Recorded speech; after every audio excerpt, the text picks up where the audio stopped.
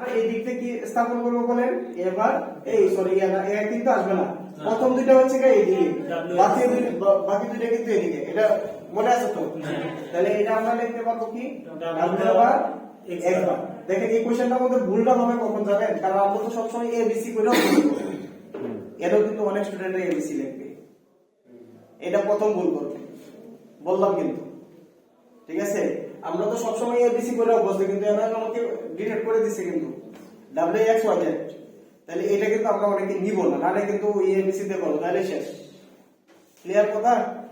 মাথায় রাখতে হবে w বার x বার, তাহলে w বার x, তাহলে কি w x, তাহলে w x বার। ওকে, এটা কি y বার z বার, তাহলে y বার z, এটা কি বলেন y z, আর এটা কি বলেন y z বার, y z বার। ওকে, এখন আমার মানে গড়গুলা মুখস্থ হয়ে আছে। যে মুখস্থ কেমনে দেখেন একবারে ইজি কিন্তু, দেখেন মানে 0 1 2 3 4 5 6 7, এরপর নিচে চলে আসবেন 8 9 10 11 12 13 14 15। বুঝে আসছে কত? এই মানে এক দুইবার লিখলে কিন্তু এমনি অটোমেটিক্যালি চলে আসবে।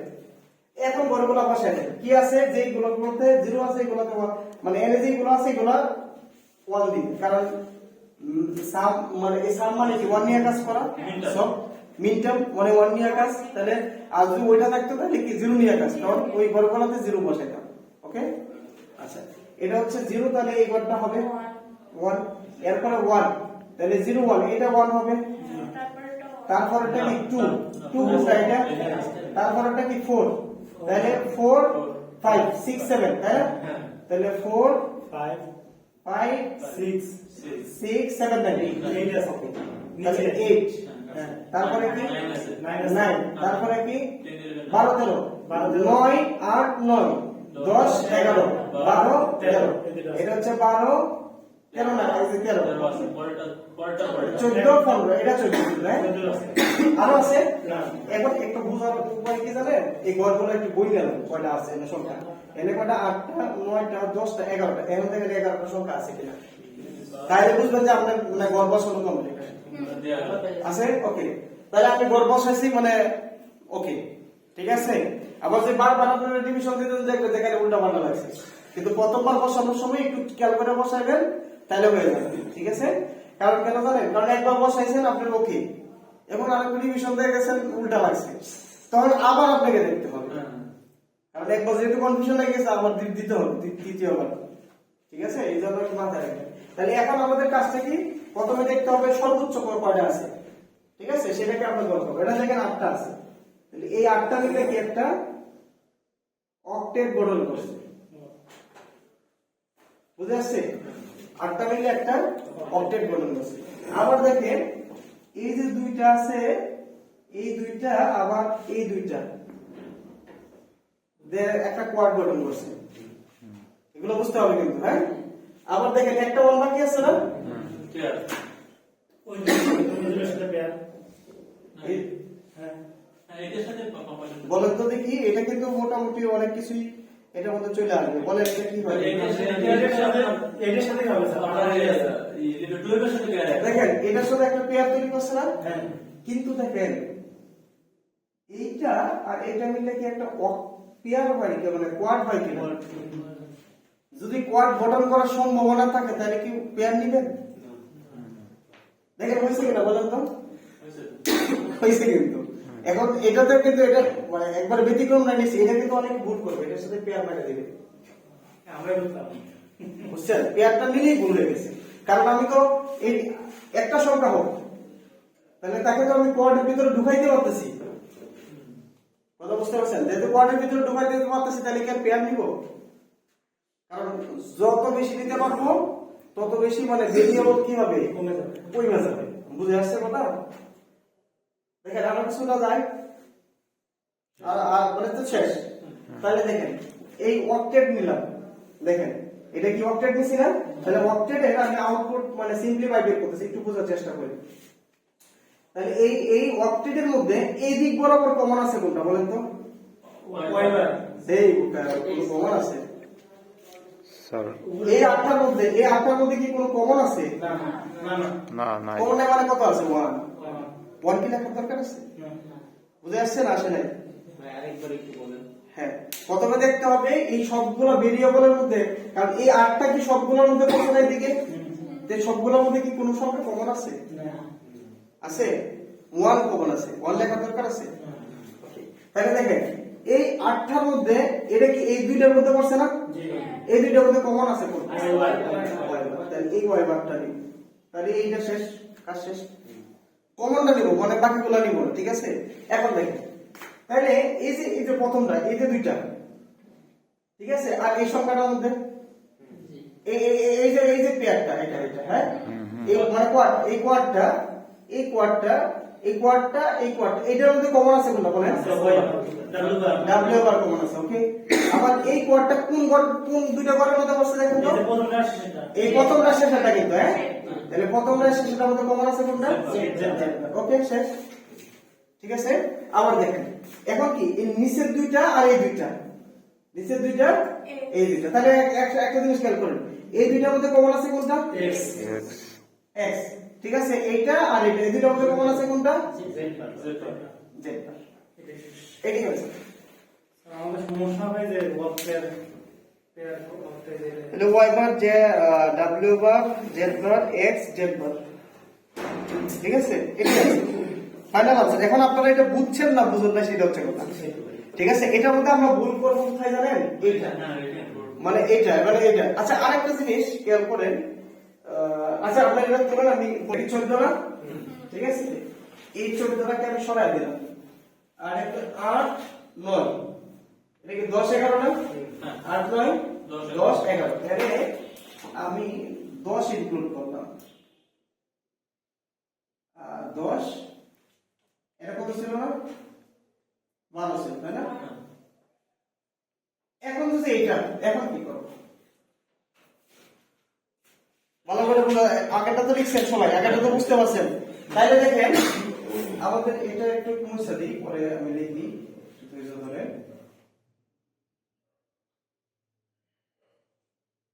এটা ছিল, তাই না? আচ্ছা এখন এই গড়টা যদি আমি তৈরি করতে চাই, তাহলে এখানে একটা ওয়াল আসতেছে, তাই তো? দেখেন তো এটা মানে হয়েছে কিনা, পূর্ণ হয়েছে কিনা বলেন, দেখেন দেখেন আমি কত মুছছি বলেন তো? কেন মুছে করবো? 0 1 দেখেন তো আমি গড়টা পূর্ণ হয়েছে কিনা বলেন? 4 5 6 8 9 10 10 ওকে 12 13 ঠিক আছে। ঠিক আছে, গড় ফিল আপ, ওকে। আপনি তো এটাই বলছিলেন এনার্জি 1, এই কোশ্চেনটাই কিন্তু হয়ে গেছে, ঠিক আছে। কোশ্চেন নিয়ে আমরা লিখে দিবেন। দেখেন এখন যদি হয় তাহলে এই 8টা হইল, 8টা হইল, ওকে। আবার দেখেন দুইটা কোয়াড হয়ে গেছে, মানে দুইটা কোয়াড হয়ে গেছে। এখন এই 1টা কোনটার সাথে নেবেন? উপরও নিতে পারবো, নিচে পাশও নিতে পারবো নাকি? দেখেন এই কূপটা এরকম একটা কূপ, দেখেন এই কূপটা, এই কূপটা, এই কূপটা আর এই কূপটা মিলে একটা অবজেক্ট কোয়াড গঠন করছে। হ্যাঁ, তার মানে সবকটা দেওয়া যাবে, কোয়াড হয়ে গেছে। হ্যাঁ কোয়াড হয়েছে। এই যে দেখেন এটা এই চার কোণাতে চারটা থাকলে সে এইভাবে টানবে, এইভাবে টানবে, এইভাবে টানবে, এইভাবে টানবে, একটা কোয়াড হয়েছে। আচ্ছা আসছে তো বুঝেন নাই? বুঝতে পারছি। ঠিক আছে, এটা হয়েছে কি একটা কোয়াড হয়েছে। আচ্ছা আর কোনটার সাথে যায়? না এটা শেষ। শেষ তো। তাহলে একটা জিনিস খেয়াল করেন, আবার 6 মিনিট এই অক্টেটটা দেখেন, অক্টেটের মধ্যে কি আছে? এই দিকে কি কমন আছে বলেন? 1 লেখার দরকার নেই। আর এই দুটোর মধ্যে কমন আছে কি? y বার, ওকে। আবার দেখেন এই এটার মধ্যে, ডব্লিউ ঠিক আছে, এই দুটোর মধ্যে কমন আছে কি? w বার, ওকে। এই দুটোর মধ্যে কমন আছে কি? z বার, ওকে। এবার এই যে এখন আসেন, এটা তো আর থাকবে না। এখন দেখেন এইটা আছে কোথায়? এইটা, এইটা আর কি এটার মধ্যে না? তাহলে এই দুইটার মধ্যে কি কমন আছে বলেন? একবার। আবার এই উপরের দিক দিয়ে কোনটা আছে? এইটা আর এটার মধ্যে না? এই আছে। বুঝে আসছে কথা? বুঝছেন তো সবাই? এটা তুলেন, এটা ইম্পর্টেন্ট। তাহলে যদি 4 গুণাতে 4টা থাকে, ঠিক আছে, সেই 4টা মিলে কি হবে? কোয়াড হয়ে যাবে। 4 এরকম হলো।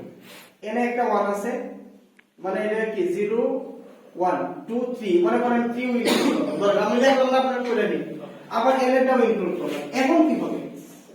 এখানে একটা এখানে ওয়াক্ট হবে না, উপরের সারি নিচের সারি নিয়ে আসবে। কোনটা? হ্যাঁ এটা বড় হচ্ছে এই দেখেন এখন কি করে যে এইটা থাকতেছে না, দেখেন অনেক কিছু হয়ে যাবে, এটা থাকতেছে না, এইটা আর এই যে উপরেরটা মিললে কি হয়ে যাবে বলেন, ওয়ার্ড হয়ে যাবে, ঠিক আছে, কোন নামতে অক্টেট অক্টেট হয়ে যাবে, ঠিক আছে, নিচের চারটা আর উপরের চারটা মিলে কি হয়ে যাবে, অক্টেট। অক্টেট হয়ে যাবে, আর এই দুইটা কি থাকবে, ওয়ার্ডই থাকবে, কোয়াডই থাকবে। বুঝতে পারছেন কথা ক্লিয়ার? তাহলে এই অক্টেটের মধ্যে এই এদিকে চারটে আছে, তাহলে এই দিকে কোনো কমন নাই, না ওয়ান কমন, তাহলে এই দুইটার মধ্যে কমন আছে কোনটা, X বার x বার, তখন এটা হবে জাস্ট কি হবে বলেন, দেখছেন অক্টেট হলে কি ভেরিয়েবল কমে যাচ্ছে, বুঝতে পারছেন আসলে হুম।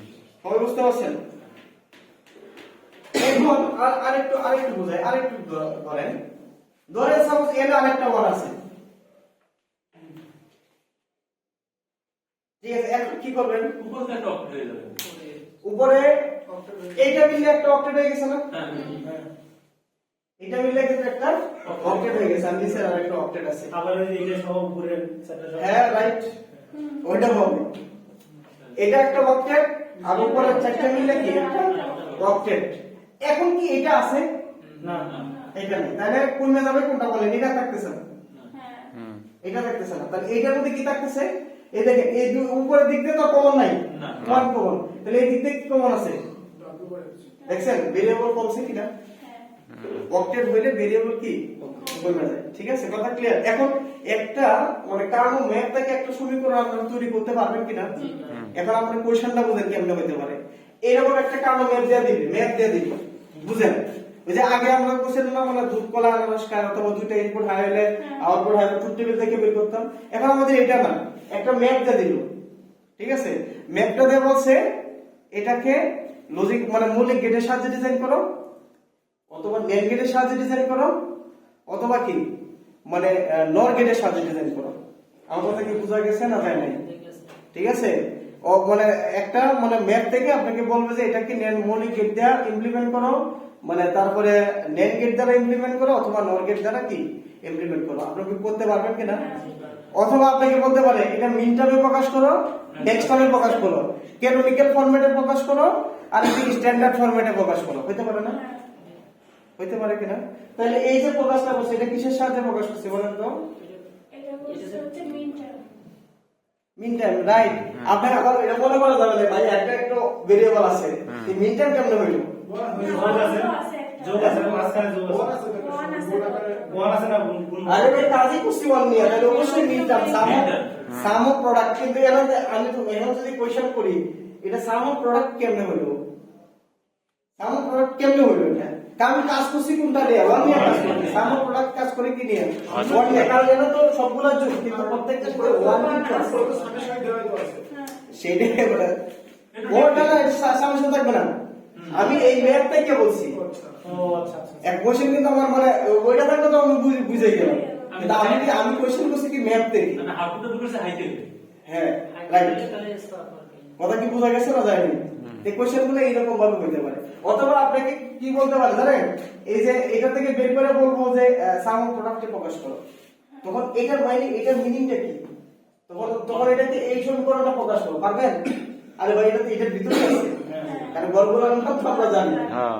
কথা বুঝেন নাই, তখন এটা বের করা যাবে না, কথা ক্লিয়ার, সবাই ক্লিয়ার, এই জন্য ম্যাপ ইম্পর্টেন্ট, ঠিক আছে। এখন আরেকটা জিনিস মানে কোশ্চেন করলাম, সেটা হচ্ছে মনে করেন এনে আমি যেহেতু এটা তৈরি করছি, ধরেন এটা তৈরি করছি, কিন্তু এনে আমি এই যে এনে একটা দেখেন ডি লিখলাম, ডি লিখে মনে করেন যে ডাব্লিউ এক্স ওয়াই জেড লিখলাম, ধরেন লিখে এরকম সামি দিলাম, মনে করেন এর থেকে 10 আচ্ছা এর থেকে মনে করেন 5 সরাইলাম, ঠিক আছে, তো 5 সরাইলাম, আরেকটা কি সরাইলাম মনে করেন 8 সরাইলাম, ধরেন 8 সরাইলাম, আরেকটা মনে করেন 10 সরাই দিলাম, তাহলে এইটা ডি দ্বারা বোঝাচ্ছে এটা ডোন্ট কেয়ার, ঠিক আছে, আপনারা অবশ্যই জানেন এটা ক্রস, ঠিক আছে, ডোন্ট কেয়ার, এটাকে আমরা প্রকাশ করলাম কি দ্বারা, ডোন্ট কেয়ার, ঠিক আছে, তাহলে এটা কোন কোন সংখ্যাগুলো সরাইছি 5, তাহলে আমরা কই 0 1 2 3 4 5, তাহলে এটাকে আমরা ক্রস দিব, ধরেন এটাকে ক্রস দিব, 8 কোথায় আছে এই জায়গায়, তাই না,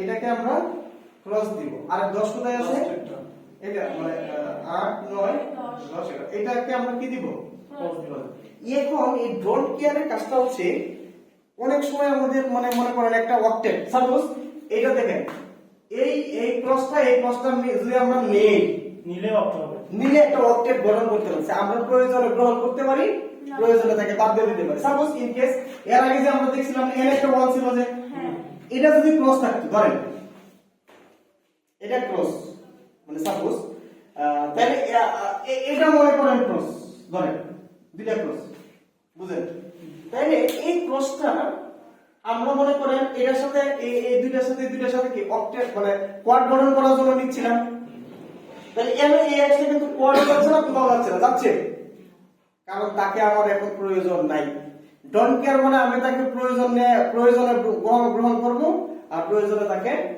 ইউজ করে ছেড়ে দিব কি কথা বলছেন নাই আমার কথা কি বুঝছেন প্রয়োজনে তাকে নিব আর প্রয়োজনে তাকে কি করব না নিব না এখানে মনে করুন ইউজ করে ছেড়ে দিছি তোর দরকার নাই আমার কিন্তু এরা কিন্তু ছাড়তে পারে নাই বলছে যে তুই যদি মানে সংসার টিকাইতে চাস আমরা তো সাথে রাখতে দিব না এটা তোর বিপদ আমার কথা কি বুঝে আসছে না আসে নাই ঠিক আছে এটা হচ্ছে আমি প্রয়োজনে ডোন্ট কেয়ার মানে আমি প্রয়োজনে নিতে পারি প্রয়োজনে বাদ দিতে পারি দেখেন এটা এই দুইটা আমি নিছি কেন আমার কোয়াড গঠন করার জন্য ঠিক আছে এটা নিছি কি আমরা অক্টেট গঠন করার জন্য কিন্তু এটা আমার কোনো কাজে লাগতেছে না যার জন্য এটা আমার দরকারই নেই আমার কথা কি বুঝে আসছে না আসে নাই তাহলে ডোন্ট কেয়ার যেই জায়গাতে থাকবে ওই জায়গাতে কি দিবেন একটা ক্রস দিবেন ওই জায়গাতে একটা ক্রস দিবেন প্রয়োজনে গ্রহণ করব প্রয়োজনে কি ছেড়ে দিবেন ঠিক আছে কথা বুঝতে পারছেন তো একটা মিনিট আমি পড়াই রিলেটেড তাহলে আপনি পেয়ে যাবেন এবার জেড বার এটা কি বলেন y বার জেড তাহলে y Z y Z bar ওকে তাহলে এখন আসেন আমি প্রথমে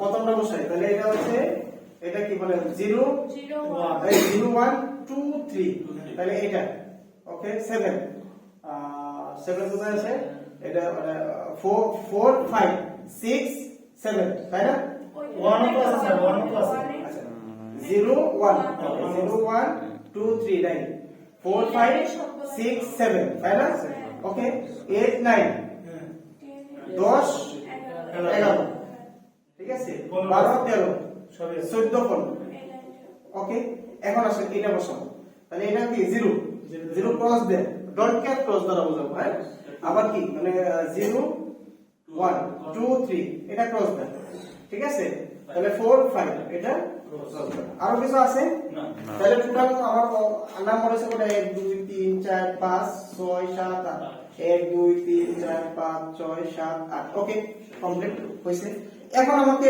দেখতে হবে কোয়াড গঠন করে কিভাবে পেয়ার গঠন করে কিভাবে এটা দেখতে হবে সেটার জন্য যদি আমরা তো